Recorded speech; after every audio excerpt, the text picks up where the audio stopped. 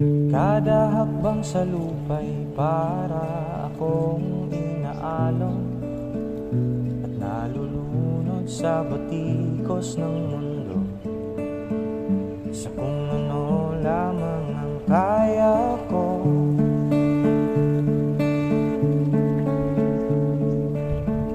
Higang-higa na sa mga problemang di masolusyonan agad,